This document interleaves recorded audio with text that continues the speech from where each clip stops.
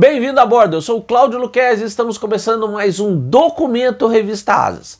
Junto aqui com o Kowalski e os nossos parceiros, a Embraer, a El Sistemas, Liber Aerospace, Goodyear e Hangar 33. E não deixa de dar aí o seu curtir e comentar. Tudo isso nos permite melhorar cada vez mais e a gente quer sempre melhorar. E passa já na nossa loja, tem muitas novidades, edição nova da Asas, que você pode ter aproveitando a nossa nova assinatura contínua, com comodidade e economia. E vamos lá, senta que lá vem história. Um lance que a gente não pode deixar de lado ao pensar o poder aéreo na Segunda Guerra é que as nações do eixo nunca tiveram o nível de colaboração militar e econômica que os aliados desenvolveram. O Mustang tinha um motor inglês. A Força Aérea Norte-Americana tinha caças Spitfire e mosquitos de reconhecimento. Ases soviéticos voavam caças norte-americanos Airacobra e por aí vai. Já alemães e japoneses praticamente travaram cada um a sua guerra e cada um com seus próprios recursos. No caso dos italianos, houve algum apoio e equipamento, como bombardeiros de mergulho Ju-87 Stuka e um efetivo apoio militar alemão nos Balcãs e no norte da África.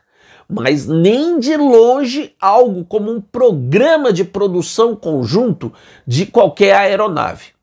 E nem de longe, principalmente, algo como a grande estratégia forjada pelos aliados, que permitiu, por exemplo, operações maciças como a Overlord, o dia D. Imagine uma força de couraçados com o Yamato atacando as linhas mercantes no Atlântico em parceria com os submarinos alemães. No caso da Força Aérea Alemã, a Luftwaffe, foi crítica à sua carência de um bombardeiro pesado de longo alcance, obrigando a se manter em uso uma aeronave tão precária quanto o Heinkel 177 Graf, e que não preenchia nem assim a necessidade. A falta de um avião como um Lancaster ou um B-17 impediu a Luftwaffe de atacar com força e peso a indústria britânica no segundo semestre de 40 e de golpear a indústria soviética a leste dos Urais. E a gente sabe a consequência dessas incapacidades. Mas, curiosamente, exatamente esse avião desesperadamente necessário aos alemães existia com o mais fiel aliado de Adolf Hitler.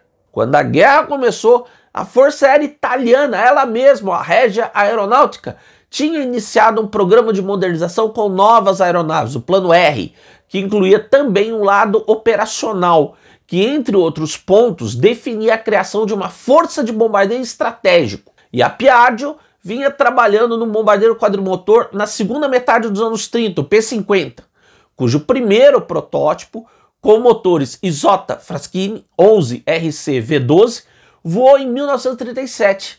E num segundo protótipo foram adotados os radiais Piaggio P11 RC40.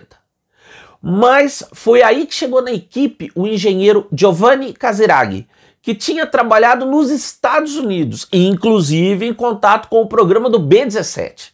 E sob a sua liderança, o projeto da Piaggio foi muito alterado, resultando num terceiro protótipo, mais moderno que os dois anteriores. Depois de uma concorrência e uma disputa final com a proposta do Kant Z1014 da CRDA, a Piaggio venceu com a proposta P112, que era uma refinação do P50 de Casiraghi, que se tornaria o programa do bombardeiro Piaggio P108B.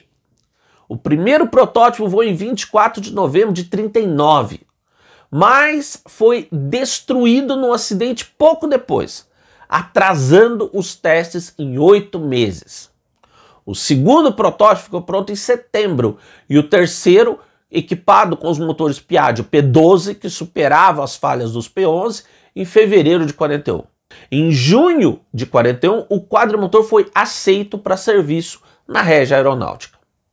Mas o P-104B de série era uma aeronave grande e de construção complexa. Era um quadrimotor muito além da capacidade de produção em grande quantidade da indústria italiana. Claro, os alemães dominavam processos industriais capazes de produzir aviões em grandes quantidades, mas nem se cogitou numa colaboração, viabilizando uma produção conjunta em massa.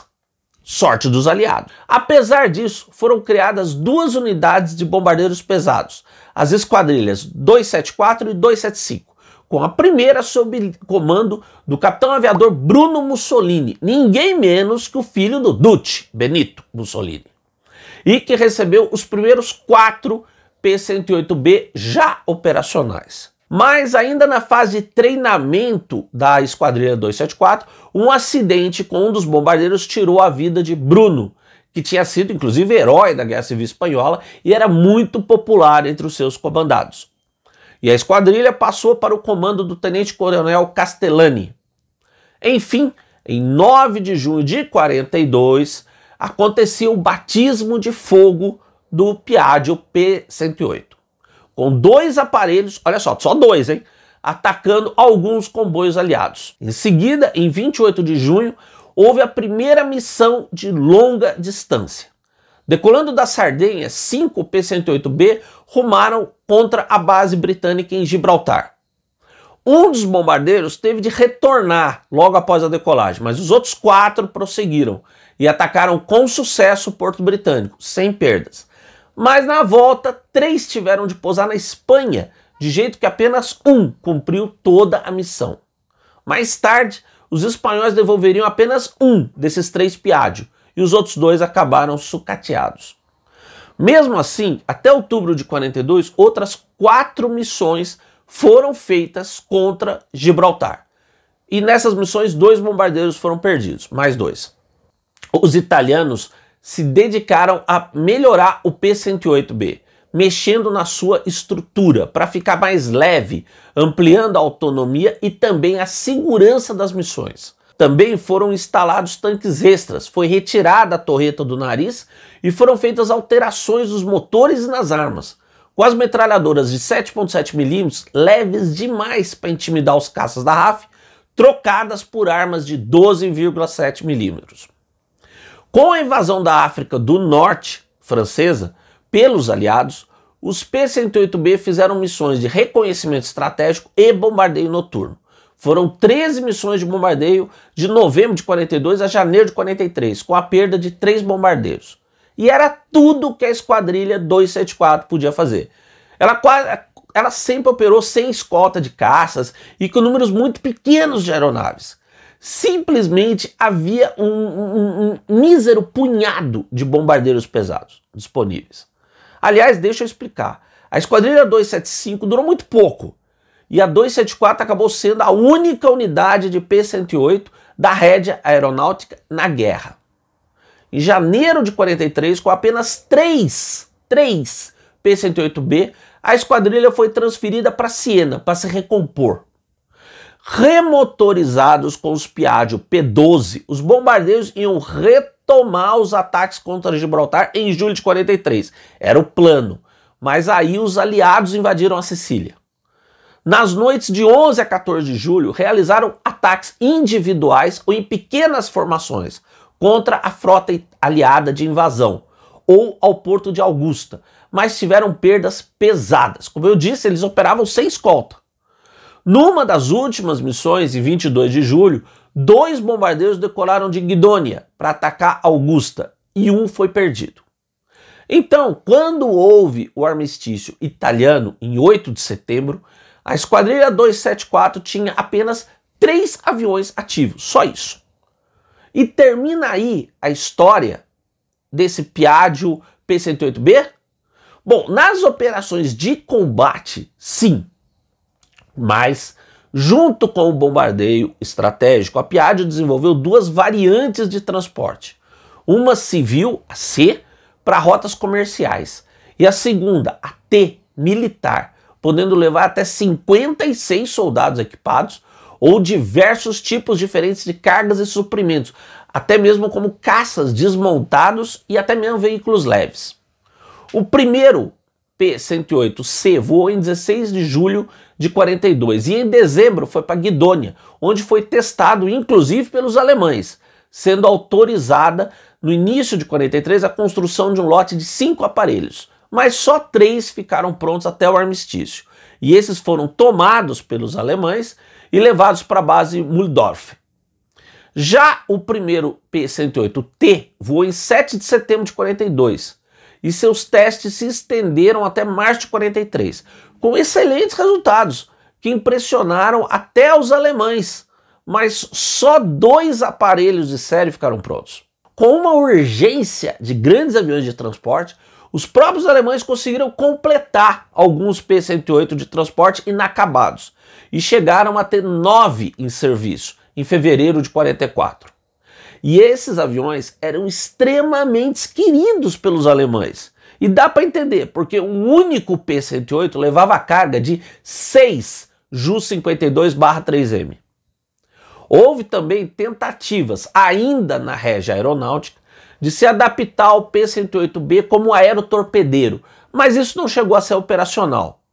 E ainda nessa missão antinavio se trabalhou para transformar, escuta essa, o P-108B numa espécie de A-10 antinavio. A ideia foi instalar um grande canhão de 102 milímetros no nariz, com poder de fogo capaz de afundar navios mercantes. Esse avião chegou a ser modificado assim e testado no primeiro semestre de 43. Mas apesar de se ordenar a produção com a designação P-108A de artilheiro, apenas um estava pronto quando houve armistício e foi levado pelos alemães para o centro de testes da Luftwaffe em Hechingen e não se soube mais dele. Mas vamos lá, o Piaggio P-108B poderia mesmo ter sido o B-17 do eixo? O tão necessitado bombardeiro pesado estratégico da Luftwaffe? Em termos de capacidade ofensiva, pelo menos, o avião italiano chegava bem perto do B-17. O Piaggio levava uma carga bélica levemente inferior, 3.500 kg contra 3.600. Mas o seu raio de ação de 3.520 km era um pouco superior ao do bombardeiro norte-americano, que era de 3.200. E em termos de capacidades de autodefesa contra os caças inimigos? O Piaggio inovava nas armas de autodefesa, possuindo 2 torretas elétricas radiocontroladas Breda Z2, um tipo que só ia aparecer bem mais tarde em aviões tecnologicamente mais avançados, como o próprio B-29 dos Estados Unidos. Essas torretas estavam nos motores externos e tinham cada uma 2 metralhadoras de 12,5 milímetros. E o P-108B tinha ainda outra arma de 12,5 milímetros, uma torreta ventral retrátil e outra no nariz, e 2 armas de 7,7 milímetros nas laterais da fuselagem. Como eu te falei, depois teve aquele rearmamento com 12,7 milímetros. Mas apesar disso, suas defesas eram inferiores às do B-17. Mas a gente não pode esquecer que o armamento do B-17 foi sendo sucessivamente aumentado ao longo da guerra. Isso poderia ter sido feito com o P-108B. Versátil e muito apreciado pelas suas tripulações, o fato é que o Piaggio tinha tudo para ter sido um importante bombardeiro estratégico, se construído em quantidade. Mas foram feitos apenas 24. E é aí que está o ponto. Como eu disse, se tivesse havido uma colaboração ítalo-alemã nesse avião, visando retificar problemas e viabilizar uma produção em massa, em grande quantidade, a história poderia ter sido outra. Afinal, em 41, quando a Luftwaffe ainda era dona dos céus, o Piaggio já estava pronto. Então, imagina a sua produção na Alemanha e Europa ocupada, com a sua elevada capacidade industrial, criando uma força expressiva de bombardeio pesado, que poderia ter sido engajada contra as ilhas britânicas e a indústria militar soviética, por exemplo. Talvez o dia D só ocorresse em 45 ou 46, vai saber. Mas, felizmente para nós, não foi isso que rolou. Mas você conheceu o bombardeiro pesado quadrimotor do eixo, o Piaggio P-108B, aqui comigo e com o Kowalski no canal da Revista Asas. O melhor da aviação e sua história em cultura no YouTube. E não esqueça, pensar faz bem. Um grande abraço e até o próximo voo.